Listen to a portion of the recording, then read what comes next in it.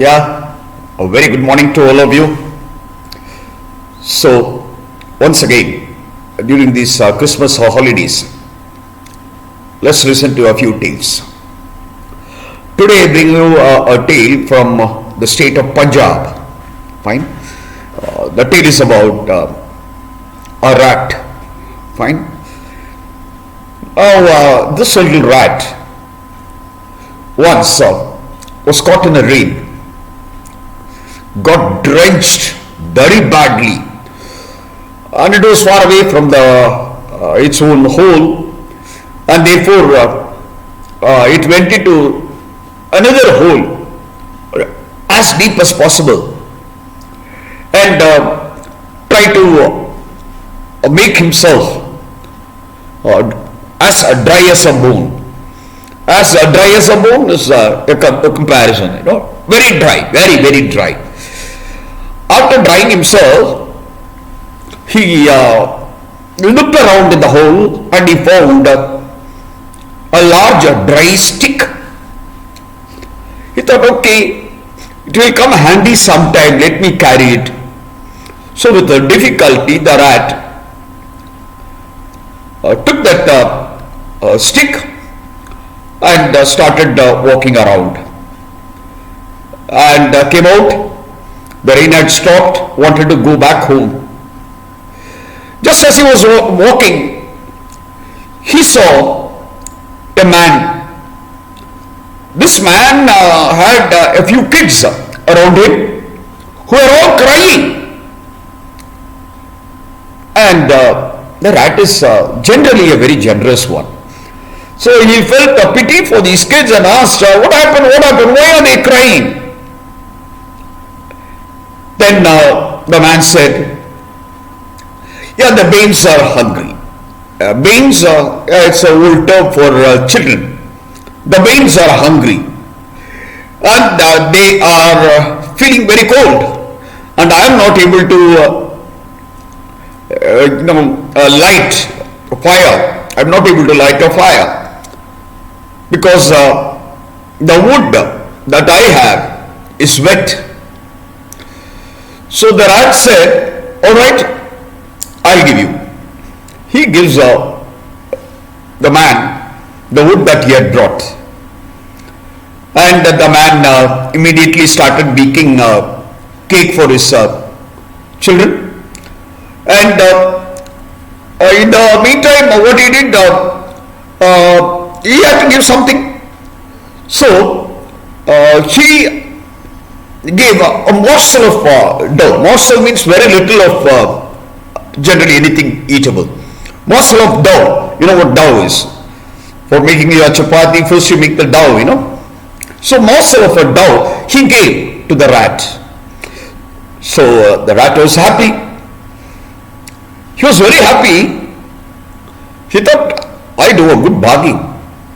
I gave a stick and I'm getting almost 1 week food now. This morsel of a dough is good enough for a week for me, he thought. The rat, taking the dough, continued its return journey to its home. On the way, the rat saw a potter. His children were crying. The rat thought, what happened? Today I see everybody crying. Where are these children crying? He asked the potter. The potter said, there is nothing to eat at home. My wife has gone to the market to buy something. He said ruefully, there is nothing at home. They are crying out of hunger. Then the kind rat said, I've got some dough. I'll give you dough. And the potter was very happy and took the dough, made cakes for the kids. And in return, he gave a pipkin. You know what a pipkin is? It's a kind of a vessel, okay, well burnt pipkin. He gave to the rat. Rat was patting himself. appreciating his intelligence. A rotten wood I gave and I got a dough, and gave the dough and I got a pipkin. I am very intelligent. So thought the rat, and moved forward towards his rat hole. After going a bit, the rat saw a few neathers. Now, neathers means cowherds, men who graze animals. One of the neathers, he was milking a buffalo, but he didn't have any vessel, a bucket or anything, or bowl or anything, and was milking in his shoe. And the rat felt very bad. What is this? Milk in the shoe? How are you going to drink that? Oh, I'll give you my pipkin, you take it. Gave the pipkin to the neatherd. Neatherd was very happy. He said, all right, I'll give you some milk. You take the milk. But then by this time the rat thought, he has been doing a good barter, when you barter, exchange of goods. That he had been doing a good barter, and barter for a pipkin and milk, that's a very bad barter. He thought, bad bargain. So he said, no, I don't want milk. If you want to give, you give me the buffalo. I'll take the buffalo and go. Just imagine a rat asking for a buffalo. And the neatherd started laughing. How are you going to take? Oh, that's none of your business. I'll take care. That's what the rat said. And the neathers thought, okay, it will be fun. Let's see. So they took the rope and said, shall I tie the rope to your tail? No, not to my tail. You tied around my neck. Yeah, tied around the neck. And it started walking, but could go only till tether's end, because the rat could not pull the buffalo, and the buffalo saw something green that side and dragged the rat that side and this side. And it was very late in the evening, and he was very tired, and he thought, all right, let me take some rest under a tree. So the buffalo also was tired by that time, because buffalo had a lot to eat. And the rat said, anyway, I have to feed this buffalo because it's my buffalo, so let him eat. So after grazing the buffalo, they were under the tree for the time being. And at that time, a palanquin came. You know what a palanquin is? The palanquin was being carried by a few who were very tired. They thought they would cook something and eat, and kept the palanquin down and came under the tree. And this buffalo was chewing the cud. You know the meaning of chew the cud? Yeah, for animals it's about bringing it back what you have already eaten in a hurry, and then chewing slowly and then swallowing back, like what a cow or a buffalo would do. Eat in a hurry, bring it back, chew again and take it back. This is called chewing the cud. So the buffalo was chewing the cud, and these men who were carrying the palanquin, they had very little to eat. They had pottage. Pottage is a kind of porridge, rice porridge. And they were scolding, what kind of a bridegroom? Yeah, given rice pottage, our dinner is very bad. There is nothing sweet about it, nothing salty about it, nothing spicy about it. But that time The rat said, all right, now I'll try. He thought to himself, I'll put my finger in the pie. Finger in the pie, I'll consider that to be my business. So you take my buffalo. And these men said, you own a buffalo? How can a rat own a buffalo? What, don't you see that the buffalo is behind me? That I have the rope. All right, I don't want the rope. They said that they killed the buffalo, made a stew of the buffalo, and they had.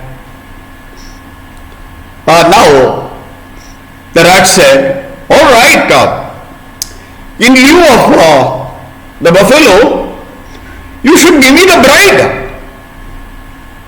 The bride who was sitting in the balcony is mine now. I'm going to marry her. That's what the rat said.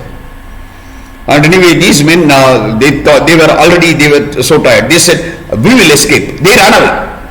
So the little rat went to the balcony, removed the curtain, and asked, there was a beautiful princess sitting inside. And he asked the princess to come down. The princess thought, anyway, I am alone. Better to be with a rat than be alone. So she got down and said, come along with me. The rat said, come along with me, and took the princess to its hole. And said, it's very warm inside, you come. And the princess said, he went inside and saw the bride was not following him. So he came out. See, it's very bad on your part. You are not following your husband. You follow your husband to his house.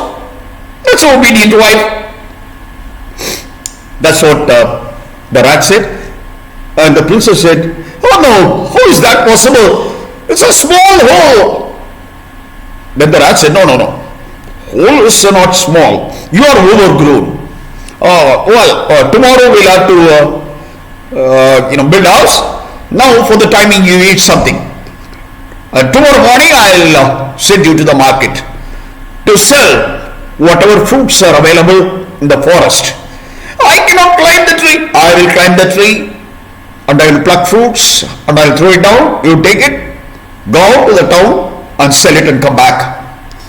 The rat said, and slept in this hole. And this princess slept under the tree. The morning came. In the morning, the princess woke up first and said, I got to go, and you're still sleeping. The rat woke up and said, in a trice I'll come with the fruits. In a trice means in a very short time, in quick time. In a trice I'll get you the fruits. So he climbed many trees, plucked fruits, and the princess collected all of them and was getting ready to go to the town. And the rat followed because the rat had his own doubts. So he wanted to see whether the princess escapes. So the princess went shouting for selling the fruits.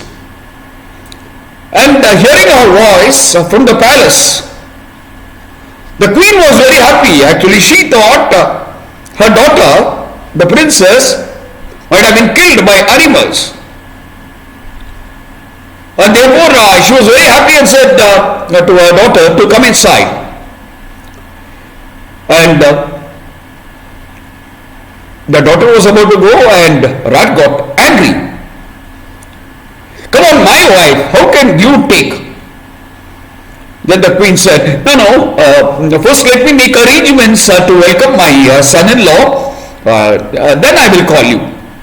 So he was a bit happy that the queen has accepted the rat to be the son-in-law. So obviously he was very happy. And the rat's anger was mollified because the queen called him the son-in-law and was waiting. But the coming queen, she kept a tin chair beneath in which she kept burning charcoal. So once it started heating up, she invited her son-in-law to come and be seated on the chair, and she had spread carpet and all that over the chair. So the rat thought, I'm very intelligent. What a barter! From a wooden stick right up to the throne, I have bartered and I have come till here. He sat, but it was a little warm, so he sat at the edge of the chair. But the queen said, no, you should not sit like that. Sit comfortably. Get back to the chair and sit. He got back and sat comfortably. It was not so comfortable. He almost frizzled. Frizzled means he almost burnt himself. Half the tail was burnt, the hair, everything got burnt, and he started running away from there, and that was a story for the day. So the rat, who began with nothing, he ended up with nothing. That's a story from Punjab. We'll meet sometime tomorrow. Okay then, until then, bye, goodbye.